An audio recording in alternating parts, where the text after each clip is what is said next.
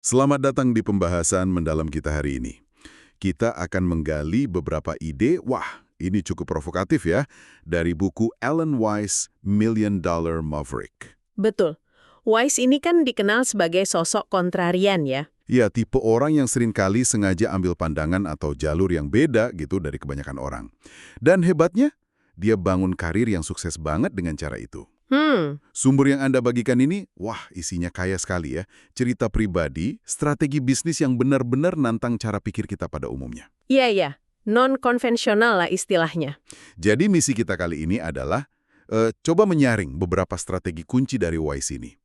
Biar Anda yang dengerin juga bisa belajar gimana sih caranya jadi berbeda, tapi tetap nyaman. Dan jadi kontrarian tapi yang efektif gitu. Siap kita bongkar pemikiran Wise ini. Siap. Yang paling menarik dari Wise itu menurut saya fokusnya pada pola pikir.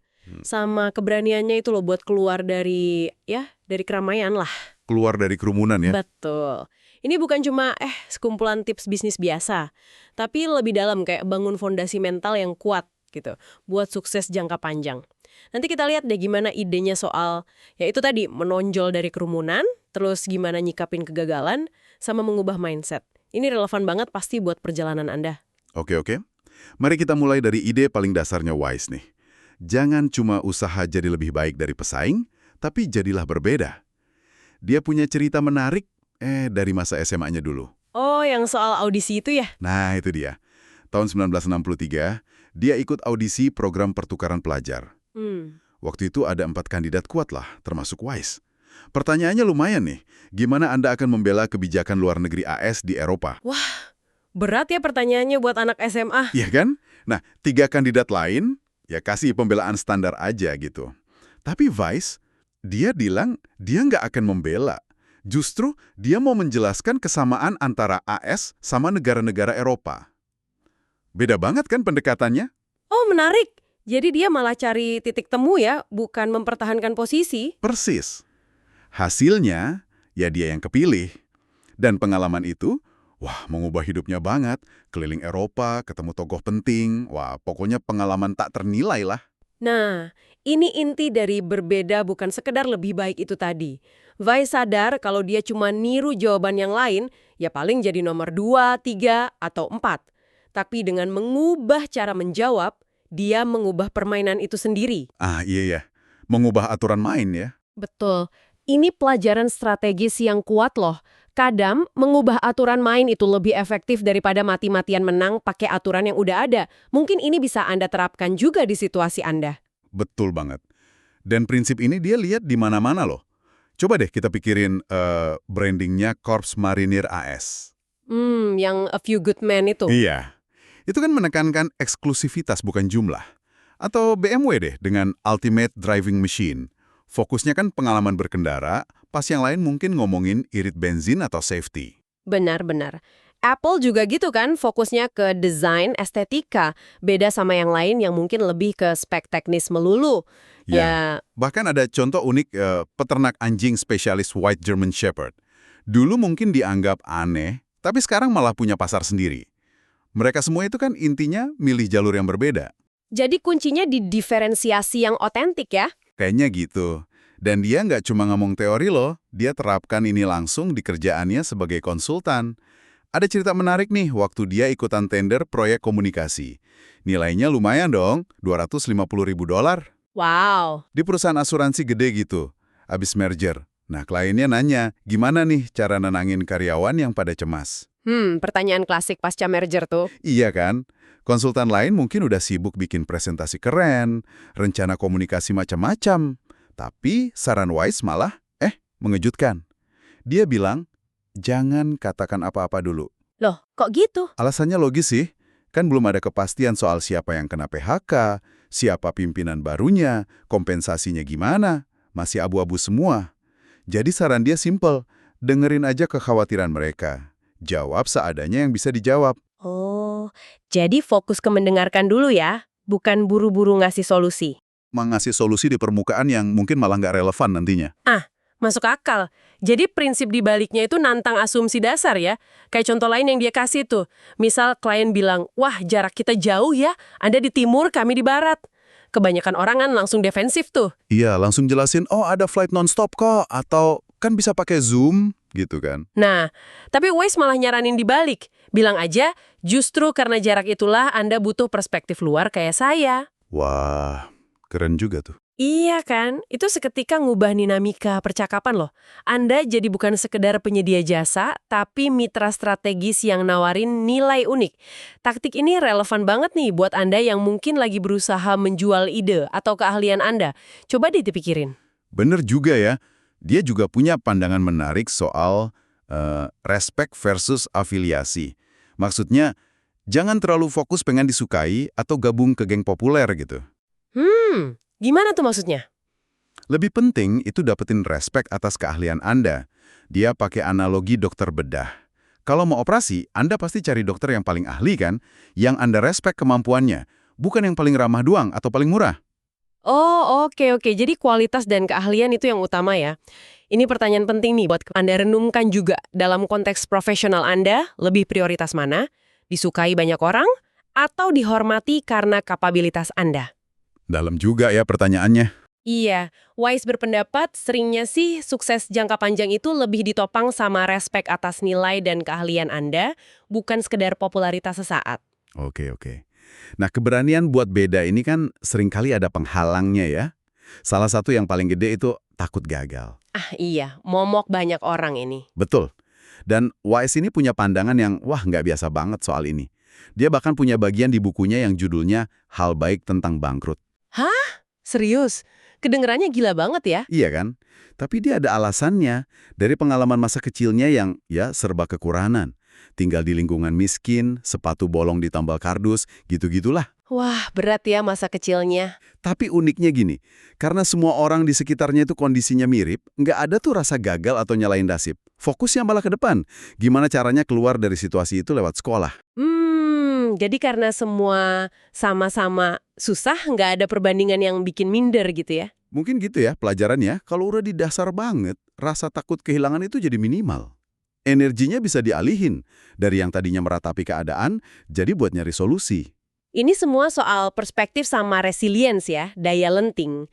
Kegagalan itu, ya, dalam banyak kasus sebenarnya nggak fatal-fatal amat kok. Kayak kutipan yang sering disebut dari Churchill itu loh, meskipun sumbernya kadang diperdebatkan. Yang mana tuh? Kesuksesan nggak final, kegagalan nggak fatal. Yang penting itu keberanian buat lanjut terus. Weiss nambahin, orang-orang paling tangguh yang dia kenal itu justru pernah ngalamin titik terendah, kayak bangkrut misalnya. Oh ya? Iya, pengalaman itu justru ngebentuk perspektif sama semangat juang mereka, jadi nggak gampang nyerah gitu. Wei sendiri juga pernah dipecat loh. Oh ya? Dari mana? Ceritanya agak ironis nih. Dia kerja buat W. Clement Stone. Tahu kan? Miliarder yang terkenal banget sama filosofi Positive Mental Attitude atau PMI itu. Oh iya tahu, yang PMI itu ya? Nah, Wise ya, dengan gaya kontrariannya itu, dia argumen kalau Stone itu punya PMA karena dia udah kaya raya, bukan sebaliknya. Berani banget ngomong gitu ke bosnya. Iya kan? Ya jelas Stone nggak terima dong, langsung dipecat saat itu juga. Di lounge bandara lagi. Waduh, dipecat di bandara. Itu pasti momen yang memorable ya. Tapi kok jadi pemicu? Justru itu, buat Wise, momen itu jadi titik balik.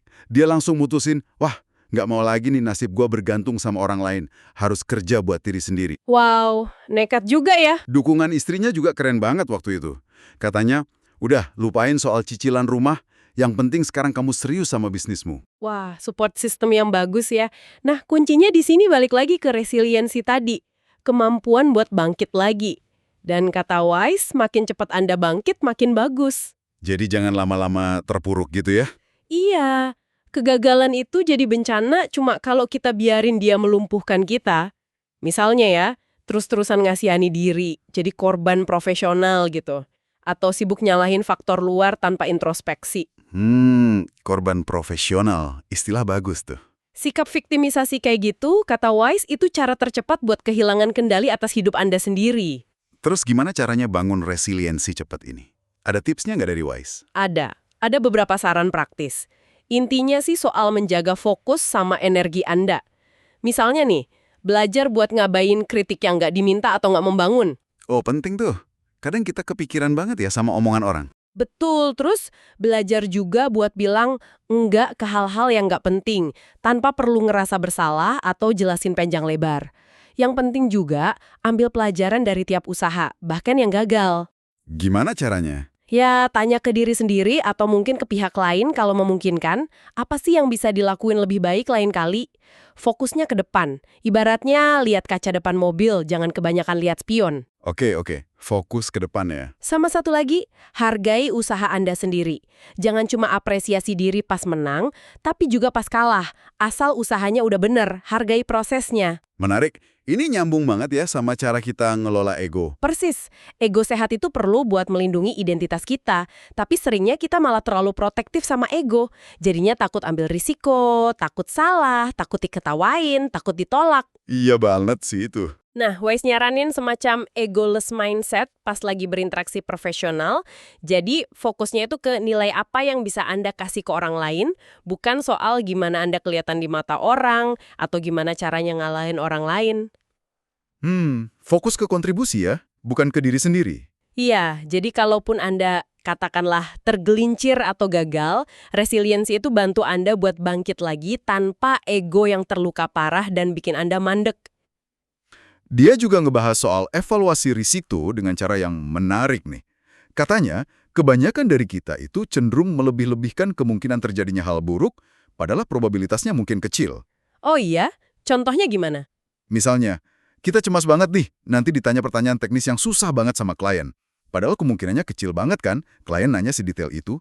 Tapi Apa? di saat yang sama, kita malah ngeremehin dampak keseriusan dari hal-hal dasar kalau kita lalai. Kayak misalnya, persiapan kesan pertama yang baik. Ah iya bener juga. Kita sering cemas sama hal yang kemungkinan kecil terjadi, tapi malah abai sama hal dasar yang dampaknya bisa gede banget kalau salah ya. Nah, itu dia. Padahal kesan pertama yang buruk itu dampaknya bisa serius banget dan susah diperbaiki loh. Benar. Poin pentingnya berarti, kelola resiko itu fokusnya di pencegahan dulu. Hilangkan akar penyebab masalahnya. Baru setelah itu mikirin mitigasi atau cara ngurangin dampak kalau masalahnya tetap kejadian. Jadi pencegahan lebih penting ya. Jauh lebih efektif.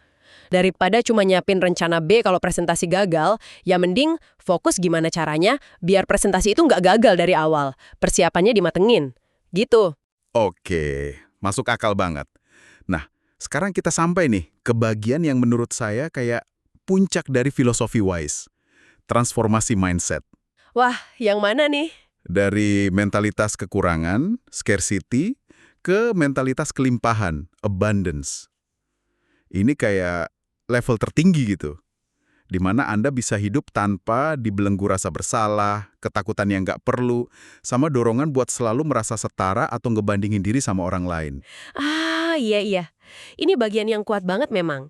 Wise itu memetakan ada 4 level eksistensi dalam perjalanan ini. Coba deh, Anda yang dengerin juga ikut refleksi. Kira-kira sekarang ada di level mana nih? Apa aja tuh levelnya? Pertama, level survive atau bertahan. Ini ya fokus utamanya cuman buat bayar tagihan, hidup dari gaji ke gaji. Mentalitas kekurangan paling dasar lah. Oke, terus? Nah, di sini udah punya simpanan yang cukup, mulai bisa investasi, udah punya pilihan gaya hidup yang lebih luas, nggak terlalu cemas lagi soal uang. Udah lebih nyaman ya berarti? Iya. Dan yang keempat, puncaknya thrive atau berkembang pesat. Di level ini, Anda udah benar-benar ngendalin takdir finansial sama gaya hidup Anda.